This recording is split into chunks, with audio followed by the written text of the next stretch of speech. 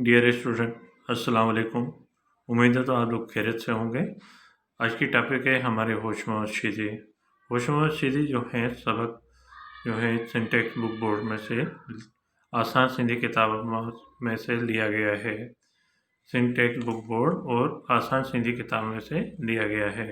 ये ग्रेड 6 का है चैप्टर और इसके मैंने पिछली वीडियो में वर्ड मीनिंग बता दिया था आप लोगों को। और अब जो है इसके जो है हम जा रहे हैं क्वेश्चन आंसर के तरफ।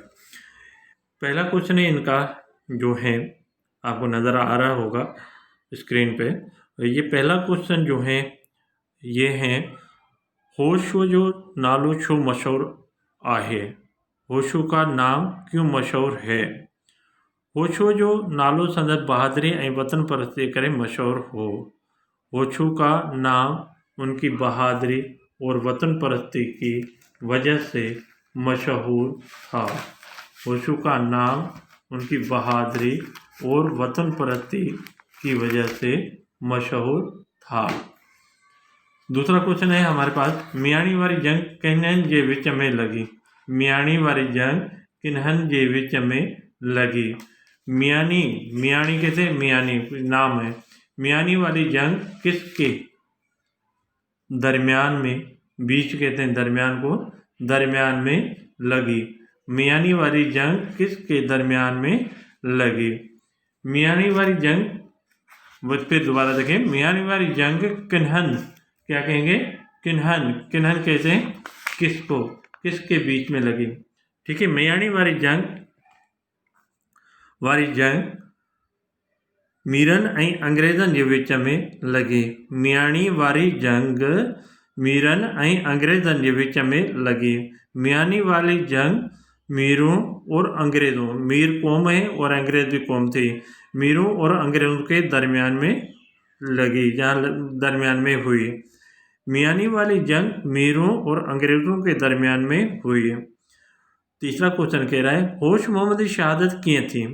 होश मोहम्मद की शहादत किस तरह हुई, कैसे हुई? क्या कहेंगे? होश मोहम्मद की शहादत किस तरह हुई या कैसे हुई? होश मोहम्मद की शहादत ओचितो दुश्मन जी सिपाही जी गोली। होश मोहम्मद जी शहादत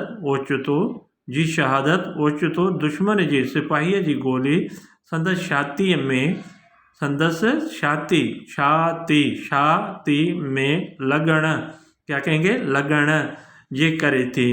दोबारा देखें, होश मोहम्मद जी शहादत ओचितो, क्या कहेंगे? ओचितो दुश्मन जे सिपाही जी गोली संदसि छातीअ में लगण जे करे थी। होश मोहम्मद की शहादत ओचितो कहते हैं अचानक हो, क्या कहेंगे?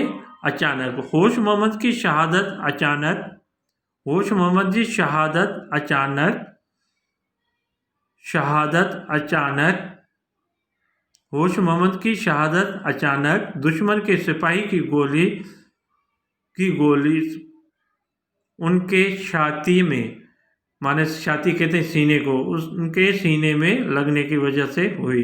छाती कहते हैं सीने को, उनके सीने में लगने की वजह से हुई। चौथा क्वेश्चन कह रहा है, कहिड़ियुनि ॻाल्हियुनि मां ख़बर पवे थी त अंग्रेज़ होश मोहम्मद की बहादुरी का मुतासिर थिया।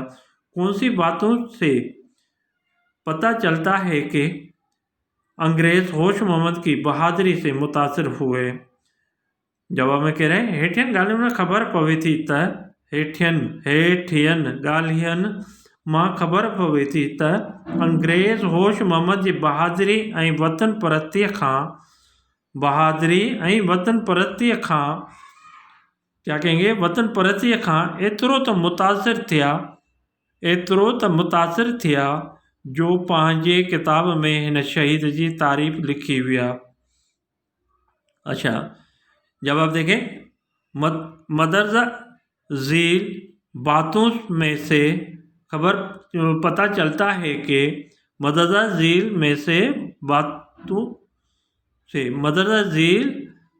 बातों में से पता चलता है कि अंग्रेज़ होश मोहम्मद की बहादुरी और वतन परस्ती से इतना तो मुतासिर हुए जो अपने किताब में उस शहीद की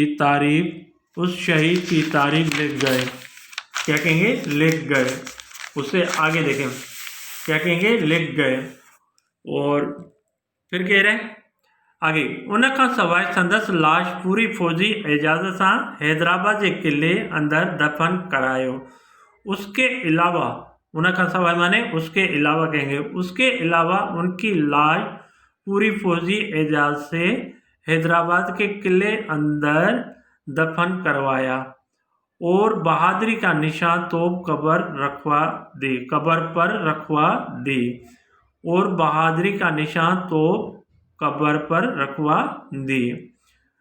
दोबारा देखें, उनखां सवाइ उसके अलावा संदस उनकी लाश पूरी फौजी एजाज सां, लाश पूरी फौजी एजाज से हैदराबाद के किले अंदर दफन करायो, हैदराबाद के किले के अंदर दफन करवाया।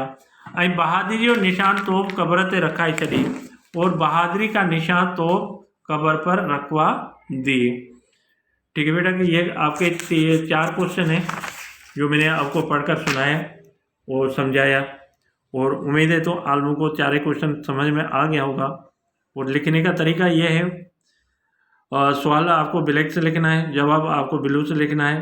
सवाल लिखेंगे, कोई लाइन नहीं छोड़ेंगे, और फिर जवाब लिखेंगे, फिर आपको 2 लाइन छोड़नी है, एक नहीं 2 लाइन छोड़नी है, और फिर आपको दूसरा क्वेश्चन उतारना है, फिर कोई लाइन छोड़नी है, कोई लाइन नहीं छोड़नी है, और फिर जवाब लिखना है। और फिर इसी तरह एक सवाल और जवाब लिखेंगे, एक सवाल का जवाब लिखेंगे और फिर 2 लाइन छोड़ेंगे, फिर दूसरा सवाल को लिखेंगे और जवाब लिखेंगे, फिर 2 लाइन छोड़ेंगे। तो उम्मीद है तो आप लोगों को समझ में आ गया होगा। फिर आगे चलते हैं, इसके कुछ लफ्ज़ हैं वो आपके सामने लिखे हुए नज़र आ रहे होंगे आपको। देखें, लफ्ज़ और ज़िद हैं, जंग अमन, क्या कहेंगे, जंग अमन, खट्टण हारायण, खट्टण हारायण, मुश्किल आसान, कामयाब, नज़र आ रहा है, कामयाब नाकामयाब, दुश्मन दोस्त, मरण जियण।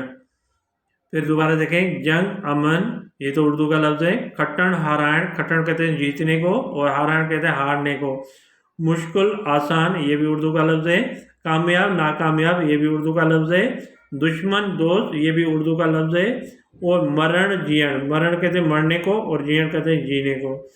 ठीक है, ये आपके लफ्ज़ हैं और क्वेश्चन आंसर है, वर्ड मीनिंग है जो आपको मैंने समझा दिया, और उम्मीद है तो आपको समझ में आ गया होगा। और ये जो आपका ज़िद है, लफ्ज़ और ज़िद है, लफ्ज़ आपको ब्लैक पेन से लिखना है, ज़िद आपको ब्लू पेन से लिखना है और लाइन छोड़ के लिखना है।